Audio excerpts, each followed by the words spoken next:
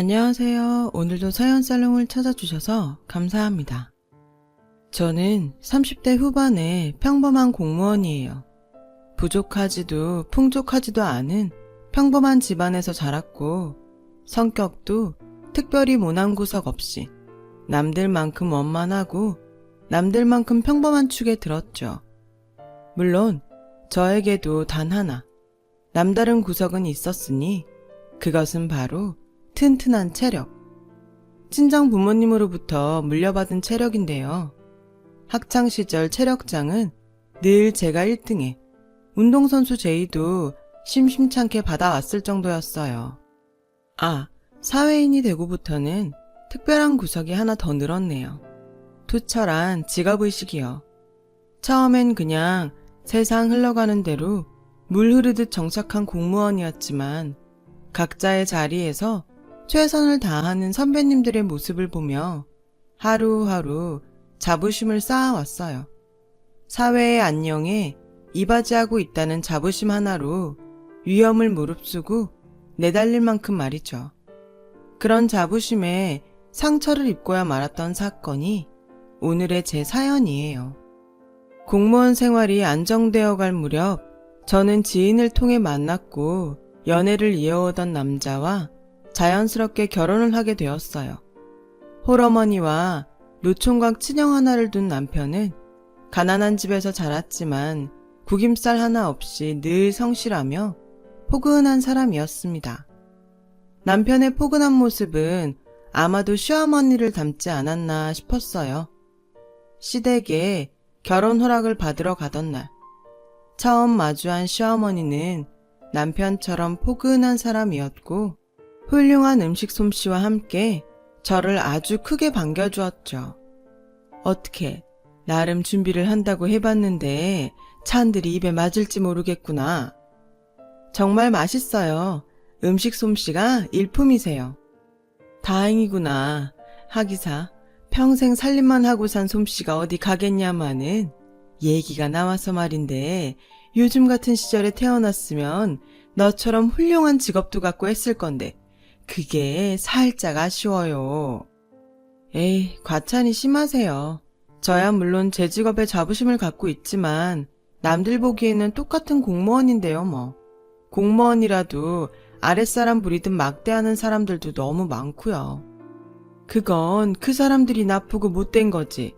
너 같은 사람들이 이 세상에 얼마나 중요한데. 말씀만으로도 힘이 되네요. 감사합니다. 조금만 더 솔직해지자면야 너도 보아서 알다시피 우리 형편이 영 좋지가 못해요. 집안에 특출난 인물도 하나 없이. 그러니 얼마나 고마운 일이니. 나란 일, 그것도 아주 훌륭한 일하는 며느리가 우리 식구가 되어주어서.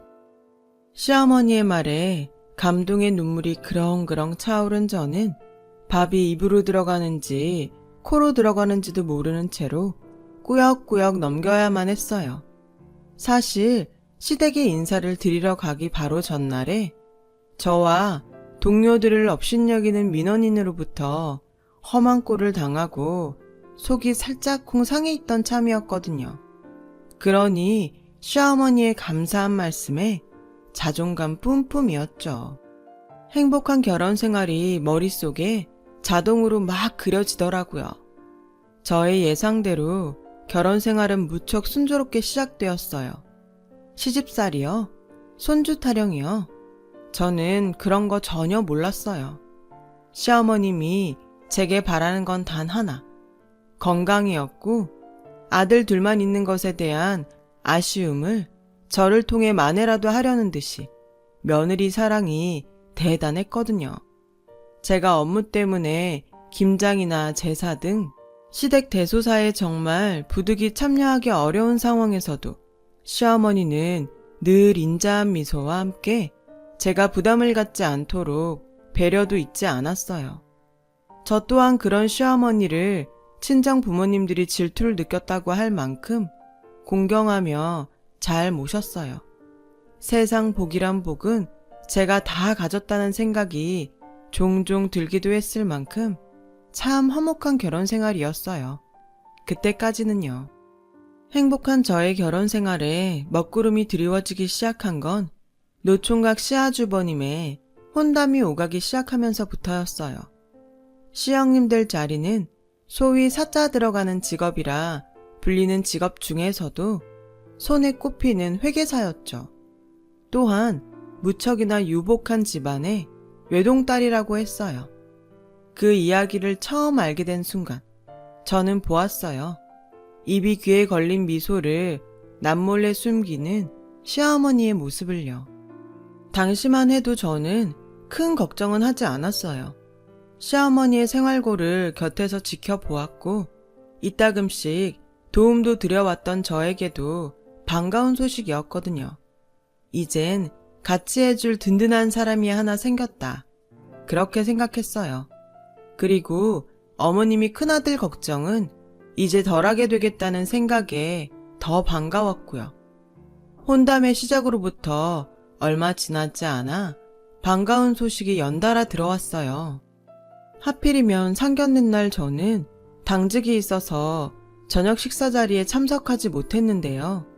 사돈들 분들과 인사를 마치고 돌아온 시어머니가 고민인 척 넌지시 이야기를 들려주더라고요. 회계사라더니 보면 볼수록 탐나는 녀석이더라. 듣던 대로 무척 잘 사는 집안인 것 같고. 그래요? 잘 됐네요 정말. 이제 큰아들 걱정은 한시름 덜겠어요. 그럼 거꾸로 내가 걱정이지. 어머님이 왜요? 혹시 양가 차이 때문에 걱정하시는 거라면 그러시지 않아도 괜찮아요. 어머님처럼 좋은 시어머니가 세상에 또 어딨다고요. 그게 아니라 있잖니. 이걸 어떻게 말해야 하나? 그쪽 집안에서 결혼 선물을 해준다더라. 마음에 드는 선물이세요? 들고 말고 할 것이 어딨겠니? 글쎄 5층짜리 원룸 건물을 결혼 선물 차원에서 내 명의로 주겠다는데. 와, 대박. 그 정도예요? 이러니 걱정이지. 넙죽 받기에는 너무 큰 선물인데. 또 딸 자식 생각하는 사돈어른들 성의를 무시할 수도 없는 노릇이고 어찌쓰면 좋겠니? 그날 저는 시어머님 마음에 따라 선택하라는 답변을 드릴 수밖에 없었어요. 제가 끼어들 문제도 고민도 아니라 생각했고 무엇보다 저에게 연달아 묻는 시어머니의 의중이 흔쾌히 받겠다는 방향으로 정해져 있다는 눈치가 빤했거든요. 역시나 시어머니는 형님 친정의 선물인 5층짜리 원룸 건물을 받더군요. 그때나 지금이나 저는 시어머님이 원룸 건물을 선물로 받은 건 전혀 잘못이 아니라고 생각해요. 시어머니 말씀대로 사돈분들의 성의를 쉽사리 거절할 수도 없는 데다가 딸 자식 결혼에 무엇 하나라도 더 쥐어주고 싶어하는 사돈분들의 마음을 저 또한 충분히 이해할 수 있었으니까요. 왜 다들 아시잖아요.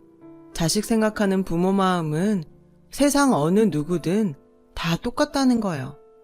하지만 문제는 다름 아닌 시어머니였어요. 세상 둘도 없이 좋은 분이었던 시어머니가 변하기 시작한 거예요. 사돈분들에게서 5층 원룸 건물에 명의 이전을 받던 날, 정확히는 명의 이전 며칠 전에 원룸 건물을 시어머니가 눈으로 직접 확인하던 순간부터 변하기 시작했죠. 그 5층 건물은 신축 건물이었어요. 심지어 아주 좋은 목자리에 세워진 건물이더군요.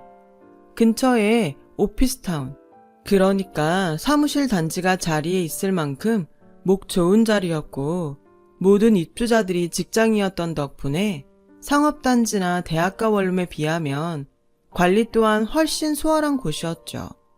더욱이 예비 입주자 대기까지 있을 만큼 늘 만실인 말 그대로 알짜배기 원룸이었어요.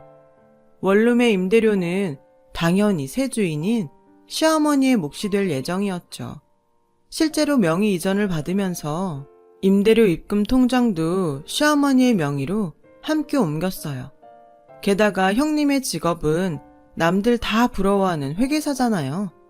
원룸 건물의 돈맛과 회계사 며느리를 얻었다는 부러움을 한몸에 받은 시어머니의 눈에는 평범한 친정에 평범한 공무원인 제가 자꾸만 하찮게 보였던 모양이에요. 시아주버님과 형님이 결혼식을 올린 직후부터 저에게 크고 작은 차별이 시작되었어요. 우리 큰 며느님이 말이다. 회계감사님원이 들어갔다더니 요즘 많이 바쁜 모양이더구나. 아, 네. 무슨 대답이 그렇게 시원찮니? 네? 답답하기는. 하기사 이러니 공무원이나 하고 앉았지. 에이, 제가 무슨 초능력자도 아니고 말씀을 하셔야 알아듣죠. 짬짬이 형님 댁 들러서 집안 살림이라도 좀 도우라는 얘기다. 제가요? 같이 사는 집이면 몰라도 따로 사는데요. 얘가 회계사 일이 좀 바쁘고 좀 어렵겠니? 한 집안 식구 사이에 서로 돕고 살면 좀 좋아? 죄송한데요, 어머님. 솔직히 어머님께서 요즘 저한테 왜 이러는지 진짜 모르겠네요. 저도 요즘 한창 바쁜 계절이라는 거 다 알고 계시면서요. 따지지 말거라. 출퇴근길에 짬짬이 들러서 형님네 살림부터 좀 거들고 다음 주에 제사고 제사 지나면 김장도 해야 하니 정 안 되겠거들랑 휴가라도 써놓거라. 귀한 회계사 며느님더러 음식까지 해놓으랄 순 없잖아. 맞네, 며느리 차별하시는 거. 그쵸? 일단 그렇게 해주는 것으로 알고 이만 가보마. 그래요. 제사, 김장, 저도 한 집안의 식구이니만큼 함께 하자는 시어머니의 말이 기분 나쁘지는 않았어요. 하지만 형님네 살림살이까지 해놓으라는 이야기는 속이 좀 많이 상하더라고요.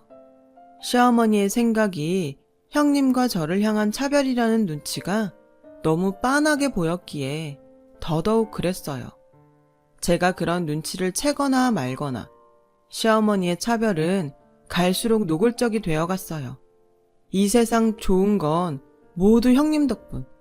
시어머니의 모든 사랑 또한 형님 차지였어요. 저요?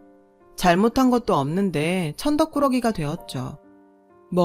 이 세상 모든 나쁜 건 다 저 때문이었고 시어머니의 미움 또한 저희 차지가 되어버렸거든요. 그놈의 돈 타령, 고맙고 든든한 원룸 타령, 집안 타령도 갈수록 심해지더라고요. 입만 열면 원룸이 어쩌고 저쩌고. 이래서 결혼은 공짜가 아니라는 말을 대놓고 하지를 않나. 수시로 회계사인 형님의 직업과 공무원인 저의 직업을 비교하셨어요. 그때마다 저는 제가 왜 그래야 하는지 의문스러워하면서도 시어머니에 맞서 스스로를 변호해야만 했죠. 공무원이긴 하지만 못 배운 거 아니다.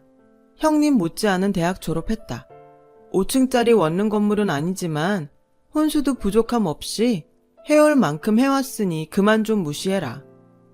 그러나 아무리 변호를 해봤자 시어머니의 차별은 그치질 않았고 결국 터질 것이 터지고야 말았어요. 줄곧 저를 괴롭혀왔던 시어머니가 끝끝내 직장까지 찾아와서는 지친 동료들과 함께 도시락으로 간신히 끼니를 때우는 저에게 형님네 이야기를 꺼내더군요. 큰 며느님네 신혼집 이사한다는 얘기 못 들었니? 들었어요. 월차 써야지. 해도 너무하시네 진짜. 왜요? 그날 가서 이삿짐 나르라고요?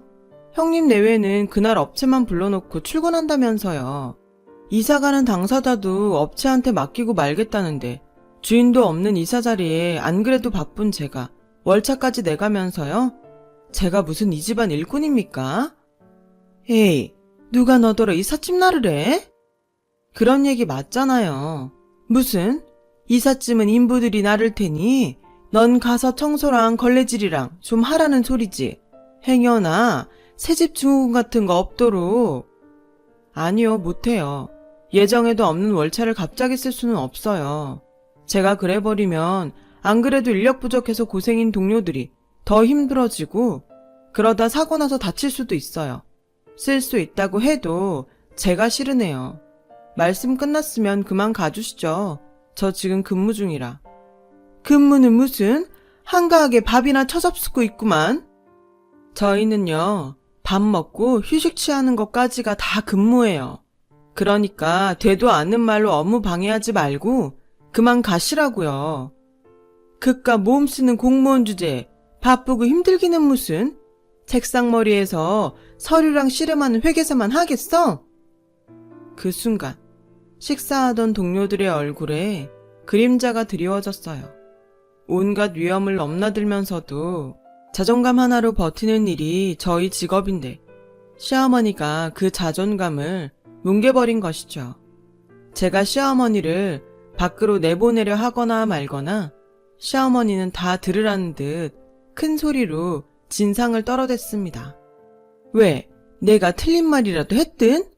그만하고 나가라니까요. 다들 듣고 있는 거 안 보여요? 속상해하는 거 안 보이냐고요. 아닌 말로다가 그깟 공무원이 뭐 대단한 직업이라고 사회적으로 대접받는 직업이라면은 우리 큰며느님처럼 사자 들어가는 회계사 정도는 되어야 하는 것이지. 대단한 돈 벌지도 못하는 꼴랑 공무원 주제도 사람이라고 밥이 입으로 넘어가니? 밥이? 결국 그 자리에 있던 모든 동료들은 수저를 내려놓으며 자리를 피해버렸고 그간 애써 참아왔던 저의 자부심에도 금이 가버렸어요. 이런 이야기나 듣자고 제 몸 다쳐가면서 사회와 국민의 안녕을 위해 힘써왔던 건 절대 아니거든요. 대단한 영광까지는 바라지 않았지만 적어도 그런 취급을 받아서는 안 되는 사람들이라고요. 저와 저희 동료들은. 참을 수 없었어요. 저희 직업의식과 동료들의 자존감을 지키기 위해서라도 절대로 참아서는 안 되었죠. 그래요. 회계사. 훌륭한 직업이죠. 돈? 원룸? 회계사 시어머니라는 부러운 시선? 당연히 든든하겠죠. 누가 뭐래요? 그게 나쁜 건가? 오히려 나쁜 건 그런 것들을 함부로 못되게 휘두르는 사람이죠, 어머님같이. 뭐? 너 그게 지금 시어머니에게 말하는 태도가 맞다고 보니? 이게 어디서 주제도 모르고? 여기가 어딘 줄이나 알아요? 우리가 어떤 사람들인 줄은 알고 있는 거예요? 끼케야 공무원 나부랭이 뻔하지. 그 끼케야 공무원 나부랭이 보호하라고 만든 법이 생각보다 꽤 세거든요. 경고하는데 3초 안에 안 나가면 그 법이 얼마나 무서운지 알게 만들어드리죠. 방금 그 말, 영 끊겠다는 말로 들리는구나. 돈에 영혼을 갖다 바쳤어도 말은 똑바로 하셔야죠. 인연은 그쪽에서 먼저 자른 거고 살다가 언젠가 한 번은 우리 같은 사람한테 도움받을 일, 고마워할 일 분명히 생길 거예요. 인연이? 어딜 자꾸 기어올라. CM이 쓰러져 죽는 꼴 보고 싶어가지고 아주. 죽는다는 말은 딴 데 가서 하세요. 여긴요. 죽는다 어쩐다 그런 말 함부로 할 수 있는 데가 아니에요. 알아들었으면 검거돼서 끌려가기 전에 본인 발로 곱게 나가주세요. 한때나마 며느리였던 사람이 해주는 마지막 배려니까. 결국 시어머니는 쫓겨나듯 떠났어요. 그 와중에도 체면을 차리는지 코웃음 팍팍 쳐가면서요. 그렇게 저는 시댁과 의절하게 되었습니다. 남편이요. 남편은 진작부터 시댁과 거리를 두자고 얘기해 왔었어요. 그동안 쭉 시어머니의 며느리 차별을 못마땅하게 생각했었고 저와 함께 수시로 맞서주기도 했었고요. 오히려 그날 저와 시어머니의 다툼 이야기를 듣고는 잘했다며 칭찬해 주었죠. 저야 시댁과 의절하면서 다소간의 안정을 찾았지만 시어머니가 동료들에게 떨어댄 진상은 동료들의 마음에 큰 흉터를 남겼고 저는 한동안 그 흉터를 보듬고 다독이느라 부단히 애를 써야만 했어요. 고맙게도 동료들은 금방 괜찮다고 저를 다독였지만요.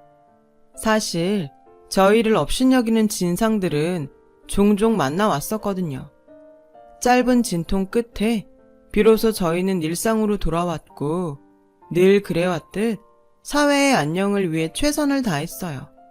저 또한 긴 소랑 끝에 맞이한 평화들이 무척이나 반가웠죠. 하지만 사고는 언제나 예고 없이 찾아오는 법이잖아요. 끊겼던 저와 시댁의 인연은 의절로부터 몇 년 뒤 갑작스런 사고로 인해 국면 전환을 맞이했어요. 어느 5층짜리 원룸 건물에 대형 화재가 발생했어요. 시어머니의 건물이었어요. 다행히도 그 건물에는 과거 제가 강력하게 주장했었던 덕분에 화재 경보가 잘 준비되어 있었고 원룸 입주자들은 신속하게 대피를 할 수 있었어요. 하지만 단 한 사람은 그렇지 못했더군요. 누가 업어가도 모를 만큼 깊게 잠드는 스타일인 시어머니였어요. 시어머니가 콜록거리며 정신을 차렸을 때는 사방이 거센 불길에 휩싸인 상태였답니다. 꼼짝없이 죽을 위기에 처한 시어머니의 머릿속에 주마등이 한창 흘러가고 있던 그때 어느 소방관 하나가 불사를 헤집으며 나타나더니 자신의 산소 마스크를 시어머니에게 씌워주면서까지 필사적으로 구해내었대요. 덕분에 불상사를 면한 시어머니는 병원에서 태어나기 무섭게 제 앞으로 달려오더군요. 이제 끝이라고 생각했어. 꼼짝없이 죽는 줄로만 알았단다. 죽어가는 와중에도 어찌나 너의 얼굴이 아른거리던지. 저질러 놓은 잘못도 모르고 염치도 없이. 그래서 사과하러 오신 거예요? 아무렴 병원에서 치료받는 내내 죄책감에 괴롭더구나. 그래도 다행이네요. 화상은 없는 것 같아 보여서. 화상 그거 안 겪어본 사람은 몰라요. 얼마나 고통스러운지. 다행은 무슨. 너랑 동료들한테 잘못한 벌조차 제대로 받지도 못한 거지. 이런 며느리 세상 어디 또 있다고 그런 몹쓸 행동들을 했는지. 이제 와서 이런 말을 한다고 해서 너와 동료분들이 나를 용서해 줄지는 모르겠지만 그래도 사과는 꼭 해야겠다. 가만, 너 팔 그거 혹시? 심한 건 아니고요. 살짝 그냥 대인 정도? 이 정도면 연고 몇 번 바르면 끝이죠. 아니, 내 말은 그러니까 너 그날 혹시 나 구하다가? 시어머니의 5층 건물이 큰 화재로 전소되던 바로 그날 화염에 둘러싸여 질식하기 직전까지 몰렸던 시어머니는 자신을 구하기 위해 불 속으로 몸을 내던지는 한 소방관을 만났답니다. 그때 시어머니는 흐릿해지는 의식 속에서 자신을 구하려 사투를 벌이는 소방관이 모습 위로 의절한 며느리인 저의 얼굴을 보았다고 했어요. 시어머니는 그게 꿈인 줄로만 알았다고요. 염라대왕님이 며느리 그리고 소방관들에게 저지른 잘못을 꾸짖는 차원에서 저의 얼굴을 보여주었다고만 생각했대요. 그래서 시어머니는 구출되어 오는 내내 당신의 잘못을 참회했고 만일 삶의 기회가 다시 주어진다면 저와 소방관 동료들에게 사과부터 하리라 다짐했다고 하더군요. 그래서 퇴원하기 무섭게 저부터 찾았던 거고요. 그랬는데 꿈이라고만 생각했었는데 내가 본 기억이 맞았던 거야? 꿈이 아니었어. 그치? 미안해하실 필요 없어요. 저 개인적으로는 나름 훈장이라고 생각해요. 또 한 생명을 죽음의 수렁으로부터 구해낼 수 있게 해주었던 아주 감사한 훈장이요. 어떻게 뛰어들 생각을 했니? 내가 오죽이나 밉고 원망스러웠을 텐데. 그런 나를 구하려다 너까지 죽을 수도 있었을 텐데. 소방관이니까요. 맞아요. 저는 공무원입니다. 소방직 공무원. 흔히 말하기로는 소방관이요. 꺼져가는 생명을 반드시 구해내야 한다는 신념과 직업의식 하나만으로 저를 희생해 가면서까지 온몸을 내던지는 소방관이요. 큰 잘못을 저지른 끝에 의절까지 한 시어머니가 죽음의 문턱 앞에 놓여 있었던 그때에도 저는 다만 한 명의 소방관이었어요. 그런 저의 말을 들은 시어머니는 저를 힘있게 꼭 안아주시더군요. 시어머니는 제가 당신을 구하느라 입은 팔뚝의 작은 화상 자국에 손수 연고를 발라주며 그간의 모든 잘못을 거듭 사과했어요. 큰며느리와 차별했던 잘못부터 소방서에서 저와 소방관들을 업신여기는 말을 쏟아내었던 행동까지 모두를요. 말로만 그치지 않고 동료들을 하나하나 찾아다니며 허리 굽혀 사과를 전하는 시어머니의 진심이 저의 마음을 움직이게 만들었어요. 시어머니를 향한 미움이 점점 사그러들더라고요. 이런 게 가족이구나 싶기도 했고요. 당분간 어디서 지낼 예정이세요? 어디 뭐 여관방이라도 알아봐야지.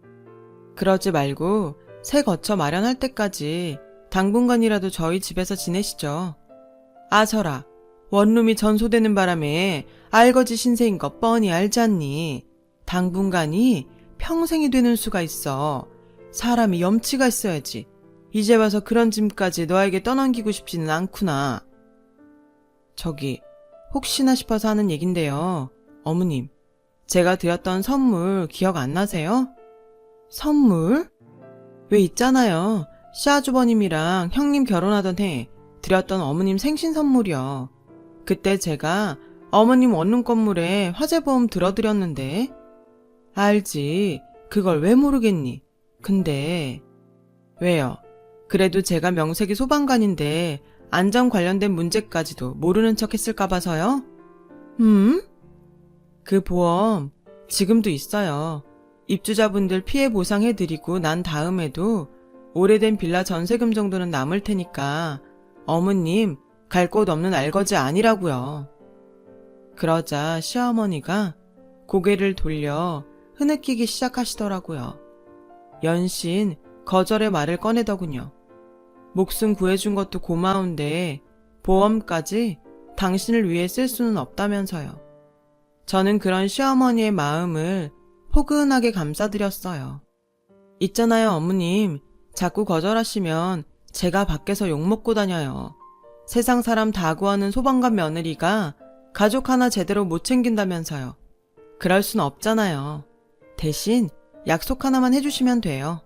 앞으로 저와 형님에게 예전 같은 차별은 되풀이하지 않겠다는 약속이요. 전 그거면 충분합니다. 그래, 그러자꾸나. 어떻게 구해준 생명인데 사람답게 살려면 같은 잘못은 되풀이하지 않아야지. 너한테 고맙고 미안해서라도. 소란스러웠던 다툼의 날들과 눈물에 젖은 하루는 비로소 지난 과거의 허물로 저물어 갔어요. 시어머니는 원룸 입주자들에게 피해 보상을 해주고 남은 화재 보험금으로 마련한 작은 빌라에서 지내고 있어요. 죽음의 문턱에서 한 번, 전 재산을 날려먹은 거짓골에서 한 번, 그렇게 2번 기사회생한 셈이죠. 그 격렬한 사선을 넘나들면서 가슴 깊은 참회를 이루었던 덕분일까요? 시어머니는 세상 좋은 분이었던 옛 모습을 되찾았답니다. 가끔씩 저희 소방서로 맛있는 간식도 해다 주시고요. 큰 며느리, 작은 며느리 차별이요? 당연히 없죠. 똑같은 사랑을 베풀고 계세요. 그 사랑이 어찌나 대단하던지 수시로 멋쩍은 일까지 생길 지경이에요. 왜냐하면 시어머니는 지금 이 시간에도 친구분들 앞에서 소방관 며느리 칭찬을 입이 닳도록 전하고 있을 테니까요. 여러분 곁에는 자신의 목숨을 담보로 꺼져가는 생명을 구하기 위해 한몸 기꺼이 내던지는 소방관이 늘 함께하고 있습니다. 그러나 저희의 힘만으로는 부족해요. 가끔 소방차나 구급차가 요란한 사이렌을 울리며 달릴 때면 짜증을 내기보다는 옆 차선으로 잠깐 길을 비켜주시는 것이 어떨까요? 여러분의 작은 배려 하나가 소방관들에게는 큰 힘이 됩니다. 꺼져가는 생명에게 황금 같은 배려를 건네는 여러분들이야말로 진정한 영웅 아닐까요? 글솜씨가 부족한 탓에 두서없는 이야기가 되었네요. 들어주셔서 감사합니다. 오늘도 안전하세요. 여러분, 사연 댓글에 응원과 현명한 조언 부탁드려요. 좋아요와 구독은 저에게 큰 힘이 됩니다. 오늘도 좋은 일 가득하세요.